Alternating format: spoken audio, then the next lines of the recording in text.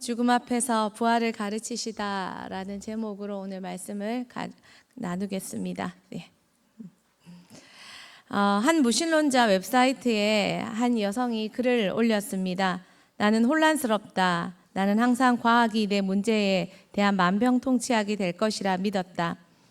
그러나 영원한 생명이 없이 살 수 있을지 모르겠다. 나는 이 의미 없는 실존을 벗어나 내가 영생을 얻는 방법을 스스로 찾아야만 할 것 같다.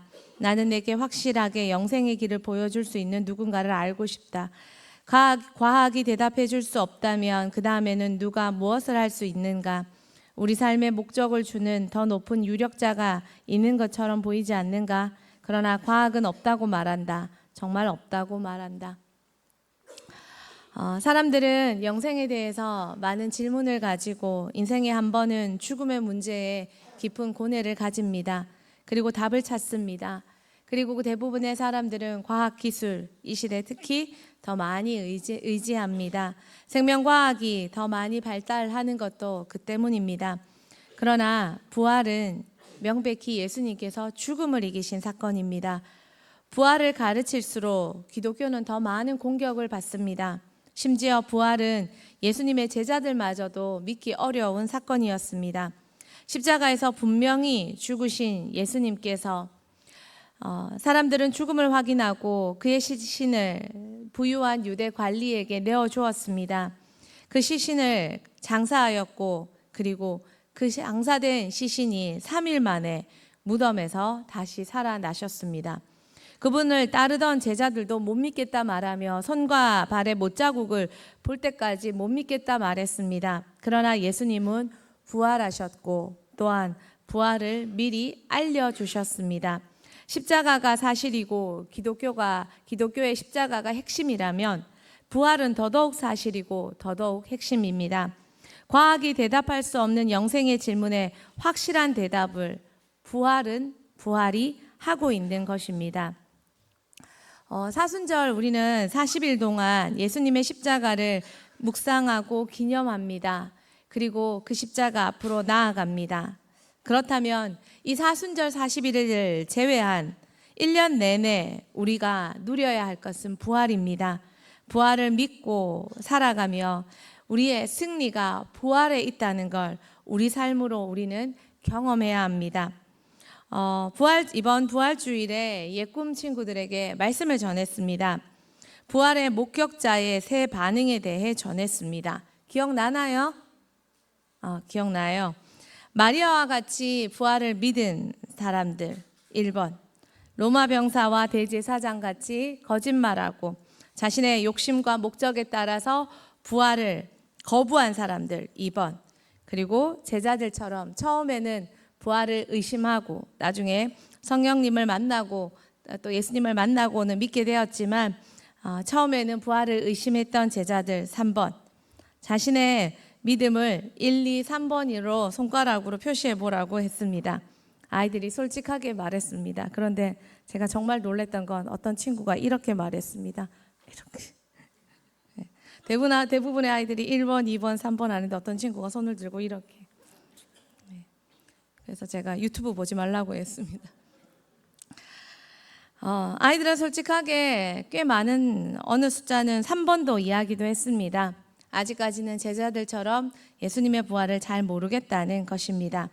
그러나 예수님은 그 부활에 대해서 확실하게 가르치셨습니다. 오늘 본문은 예수님이 십자가 지기 꼭 3개월 전의 일입니다. 나사로의 죽음을 통해 부활을 가르치신 것입니다. 이제 비로소 이 사건에 들어서 비로소 3개월 전에 이제 비로소 부활을 가르치신 것입니다. 예수님의 3년 공생애 동안 제자들을 가르침은 굉장히 점진적이고 순차적이었습니다. 처음부터 십자가, 처음부터 부활을 가르치시지 않았습니다. 아무것도 모르던 제자들에게 당신이 누구신지, 당신이 어떤 존재인지 먼저 가르치셨습니다. 그리고 당신이 어떤 존재인지 깨달은 후에 십자가를 가르치셨고, 십자가를 가르치시고 나서 이제 꼭 십자가 지기 석 달 전에 부활을 가르치시는 장면입니다. 나사로의 부활 사건은 요한복음 11장 전체에 나옵니다. 11장 전체를 잠시 분해해 보면 1절부터 16절까지는 예수님께서 나사로의 소식을 들으시고 이틀 더 유하시는 장면입니다. 나사로가 병들었다는 소식을 들으셨는데도 예수님은 베다니로 가시지 않고 계속 당신의 베레아 지역에 머무셨습니다. 그리고 17절부터 27절까지는 베다니 입구에서 마르다를 만나 마르다에게 부활을 가르치셨습니다. 그리고 28절부터 32절까지는 집 안으로 다시 들어가셔서 마리아를 만나고 마리아에게 또 부활을 가르치셨습니다. 이 모든 장면에 제자들은 따라가고 있습니다. 이틀 유하시는 장면, 마르다를 만나서 부활을 가르치시는 장면, 마리아를 만나 부활을 가르치시는 장면, 그리고 33절에서 44절에 이르러서야 나사로를 살려내시고 무덤에서 불러내십니다. 그리고 45절에서 57절은 나사로 사건 이후에 사람들의 반응입니다. 믿거나 적대적이거나. 이때부터 예수님을 죽이려고 더 적극적으로 모의하기 시작합니다. 사람들은 예수님이 어떤 분인가 알려고 따라다니지 않았습니다. 예수님의 적대자들은 예수님이 하나님의 아들인 것도 싫었습니다. 그들은 자신의 종교를 우상화했고 자신의 믿음으로 돈벌이 수단, 생계 수단, 명예 수단, 그리고 권력의 수단으로 삼았습니다. 그러니 예수님이 진짜 나사로를 살려내신 이 장면에 이르러서야 얼마나 그들에게 큰 도전이 되었는지 모릅니다. 진짜 하나님의 아들이 아니고서는 할 수 없는 사건이 부활이었기 때문입니다. 그래서 이때부터 사람들은 예수님을 진짜 죽이려고 어떻게 죽일지 모의하기 시작했던 것입니다. 나사로의 부활은 예수님의 죽음을 본격적으로 논의하는 시점을 만들었습니다. 저는 오늘 16절까지만 보려고 합니다. 16절까지 예수님이 부활을 가르치시는 그 장면입니다. 1번입니다. 부활을 가르치십니다. 십자가 지기 석 달 전 어느 날 예수님은 수전절에 예루살렘에 계셨습니다. 그때 바리새인들과 서기관들은 예수님을 돌로 치려 했습니다. 욕했습니다. 예수님께 참남하다고 대적했습니다. 예수님을 그들이 믿는 하나님의 아들이라고 주장하니 얼마나 그들이 보기에 신성모독이었겠습니까? 예수님은 자신을 죽이려 하는 아직은 때가 되지 않았기에 돌을 들려 치려 하는 그들을 피해서 베레아 지역으로 이동하셨습니다. 그리고 전도하고 계셨습니다. 이때 나사로가 죽었다는 소식을 가지고 한 사람이 전하려 옵니다. 나사로 가정은 예수님이 참 사랑하고 예뻐하시던 가정입니다. 11장 1절에서 3절 말씀 우리 한 번 더 같이 보겠습니다. 어떤 병자가 있으니 이는 마리아와 그 자매 마르다의 마을 베다니에 사는 나사로라.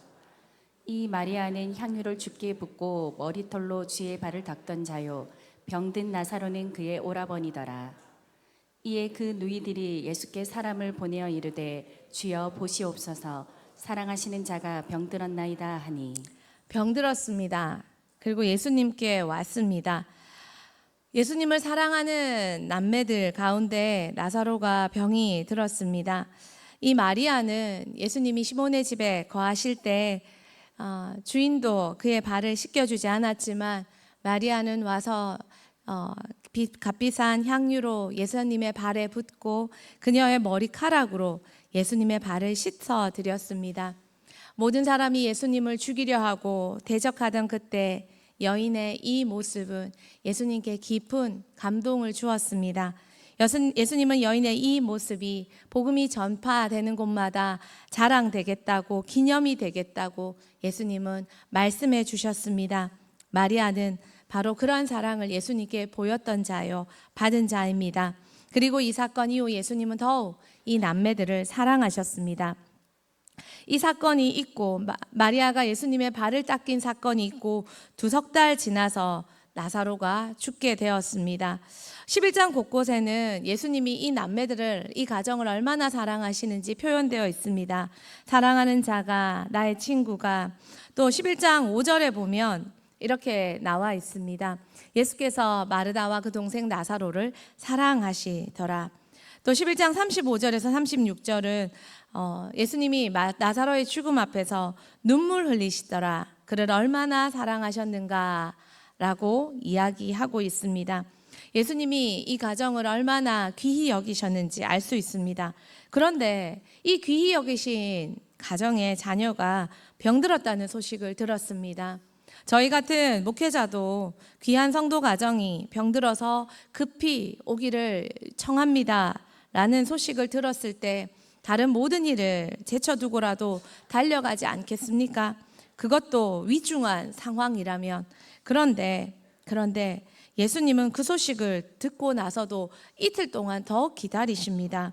그리고 이틀이 지나서야 이제 가자, 잔다 하시고는 백리길 25마일을 높낮이를 거쳐서 이스라엘 땅의 그 높낮이를 거쳐서 그 베레아 지역으로 베다니 지역으로 오시게 됩니다. 예수님이 왜 곧장 출발하지 않고 이틀 동안 머무르셨을까요? 그리고 이틀 뒤에 왜 베다니로 오셨을까요? 예수님의 사랑을 받는 가정에 예수님은 죽음이 찾아오기를 기다리셨습니다. 아이러니하지만 그렇습니다. 그리고 예수님이 사랑하는 가정에 죽음이 찾아왔습니다. 예수님이 인간이 절대 해결할 수 없는 문제들이 많이 있습니다. 그 중에 가장 큰 문제는 죽음입니다. 죽음은 인간이 절대 해결할 수 없는 문제입니다. 고린도전서 15장 55절 말씀 같이 한번 볼까요? 사망아 너의 승리가 어디 있느냐? 사망아 내가 쏘는 것이 어디 있느냐? 사망은 인간의 좌절과 고통, 슬픔을 안겨줍니다. 하나님은 인간에게 사망을 주시지 않으셨습니다. 절대 하나님은 인간에게 사망을 주지 않았습니다. 그러나 에덴 동산의 죄는 인류에게 사망을 안겨주었습니다. 죄의 대가가 사망입니다. 아무리 사랑을 받는 나사로도 마리아도 마르다도 죄의 대가인 사망을 막을 수 없었고 나사로도 그 죄의 대가인 사망을 죽음을 이길 수 없었습니다. 그래서 예수님은 그들에게 죄의 대가인 사망이 온전히 임할 때까지 기다리셨습니다. 그리고 그 사망을 통해 하나님은 그들에게, 그 가정에게, 그리고 그들을 예수님을 따라간 제자들에게, 보고 있는 자들에게 이 사망을 대하시는, 사망을 이기시는 우리 하나님을, 그리고 하나님의 아들 예수를 가르치시고자 하셨습니다. 예수님은 나사로의 죽음 앞에 우셨습니다. 많은 사람들이 이 죽음 앞에 우시는 예수님을 보고 예수님이 슬퍼서 아파서 우신다고 해석하십니다. 맞습니다. 예수님이 죽음 앞에 있는 죽어서 장사된 나사로에게 슬퍼서 오십니다. 그러나 또 한 가지는 여전히 죽음 앞에 해결할 수 없는 그 죽음의 사슬에 매여 죽을 수밖에 없는 그 인간과 인류와 나사로가 안타까워 사망아 내 쏘는 것이 어디 있느냐, 사망아 인류를 이렇게 끌고 가느냐, 나의 사랑하는 자마저 이렇게 끌고 가느냐, 그리고 너희들은 죽음에 이렇게 끌려다니느냐 하며 안타까워 예수님은 우시는 것입니다. 슬퍼 울고 우리의 죽음 앞에 우는 울음은 죽음을 받아들일 수밖에 없는 눈물이라면 예수님의 죽음 앞에 우는 눈물은 그 죽음에 대한 안타까움과 분노와 속상함이심입니다. 하나님은 절대 인간에게 죽음을 주시지 않았습니다. 이 죽음은 인간의 죄의 대가입니다. 예수님은 우셨습니다. 그리고 다시 한번 예수님은 결단하셨을 것입니다. 내가 이 죽음의 문제를 너희에게 반드시 해결해 주리라. 이것을 너희에게 알려주리라. 예수님이 죽음의 문제를 해결하시고 알려주신 사건, 진짜 그 사건이 무엇입니까? 뭡니까? 그 사이 졸았어요. 예수님이 진짜 죽음을 이기시고 죽음을 이기심을 알려주신 그 사건이 무엇입니까? 중고등부 뭡니까? 십자가. 다시 1페이지로 돌아가겠습니다. 십자가를 넘어서 십자가는 예수님 죽으셨잖아. 죽은 지 장사 3일 만에 장사된 예수님도 죽었어요. 그러나 인간이 절대 죽는 거는 예수님이나 우리나 똑같아. 십자가에서 죽던, 형틀에 죽던, 목매어들 죽던 많은 순교자들도 죽었잖아. 그러나 예수님만이 그 죽음에서 이길 수 있었던 그 유일한 사건이 뭡니까? 소리 안 나면 1페이지로 돌아갈까요? 뭡니까? 이거는 전도사님이 설교를 다시 잘못한 거예요. 이건 전도사님이 설교를 잘못한 거예요. 자, 오늘 설교 제목은 예수 부활하셨다입니다. 네, 한 무신론자가 웹사이트에서 돌아갈까요? 맞아요. 십자가에서 죽었어요. 예수님도 인간 예수도 죽을 수밖에 없었어요. 그러나 하나님의 아들인 예수가 인간도 할 수 없는 그 한 가지를 해냈습니다. 그것이 무엇입니까? 아멘. 부활입니다. 부활. 예수님은 우리가 할 수 없는, 예수님 부활하시지 않았으면 인류는 여전히 그 죽음에 매여서 이리 끌려다니고 저리 끌려다니고 제사를 통해 일시적인 회복만 누리는 그 상태로 있었을 것입니다. 하지만 예수님은 사망을 이기시고 죽음을 이기시고 죄의 대가를 이기셨습니다. 그리고 이기는 그 승리를 우리에게 안겨주었습니다. 부활로. 그리고 이 나사로의 죽음은 부활을 가르치시기 위한 예수님의 실제적인 표본, 체험, 실제 교육의 현장입니다. 예수님은 나사로의 죽음을 통해 부활을 가르치시려 하신 것입니다. 아픈 그가 죽을 때까지 기다리신 것도 여기에 있습니다. 당신에게 죽음을 이길 힘이 있음을 보여주시려고, 또한 앞으로 일어날 부활을 가르쳐 주시려고 예수님은 부활을 나사로의 죽음 앞에서 알려주셨습니다. 요한복음 11장 4절 말씀 같이 한번 읽겠습니다. 예수께서 들으시고 이르시되 이 병은 죽을 병이 아니라 하나님의 영광을 위함이요 하나님의 아들이 이로 말미암아 영광을 받게 하려 함이라 하시더라. 아멘. 죽을 병이 아니라고 말씀하셨습니다. 하나님께서 영광을 얻기 위하여. 11장 15절에도 이렇게 말씀하십니다. 같이 읽겠습니다. 내가 거기 있지 아니한 것을 너희를 위하여 기뻐하노니 이는 너희로 믿게 하려 함이라. 그러나 그에게로 가자 하시니. 이 말씀은 내가 거기 있지 않아서 나사로가 죽게 된 것이 오히려 기쁘다, 이 말입니다. 나사로가 죽음으로 너희에게 더 큰 믿음, 부활하니까. 그 다음에 내가 진짜 누구인지, 내가 부활이요 생명이라는 것, 그리고 부활의 이 놀라운 사건이 이제 실제로 일어난다는 걸 진짜 가르쳐 주시기 위해서 예수님은 이틀 동안 죽음이 임할 때까지 기다리셨던 것입니다. 그리고 그 누구도 이 사실을 알지 못했습니다. 왜요? 한 번도 부활을 인간의 머리로서는 생각해낼 수도 없는 사건이기 때문입니다. 16절에 재미있는 말이 나옵니다. 우리 11장 16절 같이 한번 읽어볼까요? 디두모라고도 하는 도마가 다른 제자들에게 말하되 우리도 주와 함께 죽으러 가자 하니라. 앞서 예수님께서 수전절에 바리새인과 서기관들이 예수님을 죽이려고 돌을 들었고 돌로 치려 했습니다. 예수님은 잠시 피하셔서 복음을 베레아 지역에 와서 전하셨습니다. 그런데 다시 유대아로 그리고 베다니로 가자 하시니까 제자들이 가야 되나? 예수님 죽이려고 돌 들던 사람들이 있는데 그래도 스승이 가자 하니까 제자들이 했던 겨우 결단은 뭐냐면, 그래, 죽으러 가자, 우리 죽자. 그게 전부였다는 거예요. 그게 제자들과 사람들의 생각의 한계였다는 거예요. 그러나 예수님은 죽으러 가는 게 아니라, 물론 십자가로 죽으러 가지만 나사로를 만나러 가서 죽음 넘어 부활을 가르치러 갔다는 것입니다. 사랑하는 성도님들, 여러분은 부활을 배우셨습니까? 여러분은 부활을 경험하셨습니까? 부활을 경험하고 배우지 못한 사람들이 할 수 있는 유일한 최고의 말은, 그래, 예수 위에 죽지 뭐. 그래, 내가 죽지 뭐. 맞습니다. 죽어야 됩니다. 우리는 죽어야 됩니다. 하지만 죽으면 죽음 뒤에 놀라운 부활이 있다는 것도 우리는 경험하고 배워야 됩니다. 예수님의 교육 목표는 확실했습니다. 사랑하는 자들에게 찾아오는 죽음, 그러나 당신이 아무리 사랑하는 이 삼남매에게도 찾아오는 죽음, 그러나 당신이 앞으로 삶으로 보여주실 이 부활에 대해서 죽음의 문제를 해결하실 유일한 분이시라는 걸 확실하게 보여주시기 위해 그 교육 현장으로 가시는 것입니다. 부활을 배우면 좋겠습니다.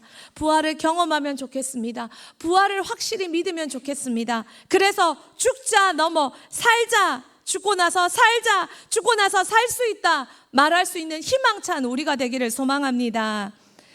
인생은 부활을, 우리 인생에 예수님께서 나사로처럼 부활을 가르치시기 시작하는 때가 있습니다. 그건 바로 나사로처럼 죽음을 경험하는 순간입니다.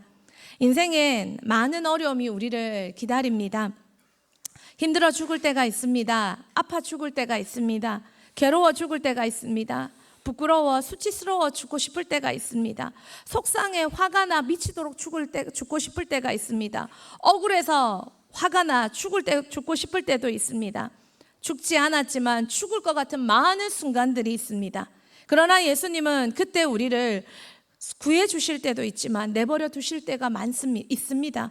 왜 그럴까요? 미치겠다 하는데, 죽겠다 하는데, 저놈의 새끼 때문에 내가 죽을 것 같다 라고 하는데도 하나님은 듣지 않으시고 우리를 가만히 물끄러미 바라보실 때가 있습니다. 나사로의 죽음에 이틀 더 유하시는 것처럼 말입니다. 희망이 절대 보이지 않는 철로 열정에 절망이라는 감옥에 갇힌 크리스찬처럼 우리 역시 죽음이 보이는 그때, 진짜 죽었다고 말하는 그때, 나사로가 죽는 사건 같은 그 사건이 우리에게 임한 그때, 예수님은 죽음 앞에서도 소망이 있고 부활이 있다는 것을 가르치시기 위해 우리를 기다리시는 때가 있습니다. 혹시 여러분의 그때가 지금은 아닐까요? 죽을 것 같이 느껴지는 이때, 예수님이 부활을 가르치시기 위해 이 죽음이, 이 바닥이 다시 치고 올라가 하나님의 영광이 되고 부활을 배우는 현장이 되고 더 큰 믿음을 고백하는 순간이 되게 하기 위해서 하나님께서 내게 부활을 가르치시는 순간은 아닐까요? 그 순간인 줄 혹시 여겨진다면 하나님 앞에 오해 말고 의심 말고 자신을 더 많이 내어드려서 이렇게 한번 고백해 보면 어떨까요? 하나님, 더 많이 죽여주십시오. 더 많이 깨끗하게 완전하게 완벽하게 죽여주셔서 부활을 경험하는 내가 되게 하여 주시옵소서. 이렇게 고백하는 순간이 되길 소망합니다. 두 번째입니다. 끝날 때까지 끝난 게 아닙니다. 부활을 경험한 사람만이 진짜 할 수 있는 말입니다. 요기베라라는 메이저리그의 전설적인 포수입니다. 뉴욕 양키스의 소속의 선수로 나중에는 코치 감독까지 생활을 했습니다. 오래되었지만 1973년 시즌 초반에 뉴욕 매치가 부상자가 속출해서 연패로 그 리그의 최하위권을 달리고 있었습니다. 팬들과 기자들이 이 요기베라에게 질문했습니다. 매치는 올해 끝난 거 아닐까요? 이제 올해는 망한 거 아닐까요? 하며 포기하는 분위기였습니다. 그런 질문을 요기베라에게 던졌을 때 그가 했던 대답입니다. It ain't over till it's over이라는 단어입니다. 이 단어가 바로 끝날 때까지 끝난 게 아니다 라는 답이었습니다. 그가 기자들에게 이렇게 말했습니다. 끝날 때까지 끝난 건 아니다. 그리고 놀랍게도 요기베라가 이끌던 이 매치가 시즌 후반에 대반전을 일으켰습니다. 극적인 승리를 이어가서 결국 내셔널리그 챔피언십에서 우승을 차지했습니다. 그러나 월드 시리즈에서는 져서 2위에 머물렀지만 정말 이길 수 없는 그 순간에 그의 고백처럼 끝날 때까지 끝난 게 아니라는 그 한 사람의 고백이 팀의 분위기를 역전시켰고 팀원들이 다시 한번 해보자는 마음으로 심기일전해서 그 시즌에 2위까지 올라가는 놀라운 역전을 만들어냈습니다. 때때로 우리는 상황을 보고 너무 빨리 포기합니다.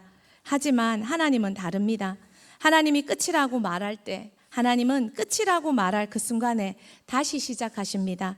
하나님은 불가능하다고 보일 때 다시 가능을 만들어내십니다. 나사로가 죽었습니다.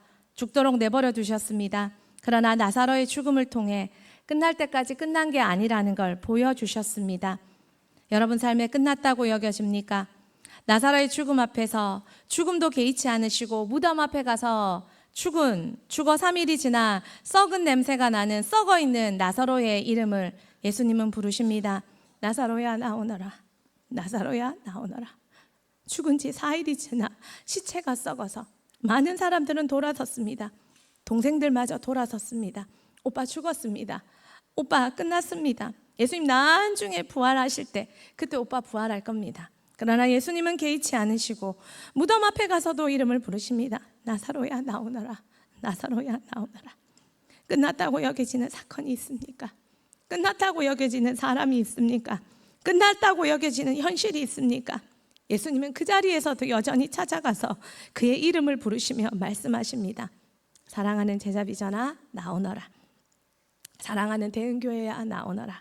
사랑하는 한국아 대한민국아 나오너라.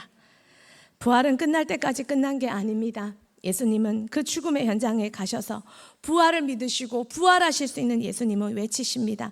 사랑하는 성도님들, 절망이 너무 짙어 아무것도 할 수 없다고 여겨질 때가 있습니까?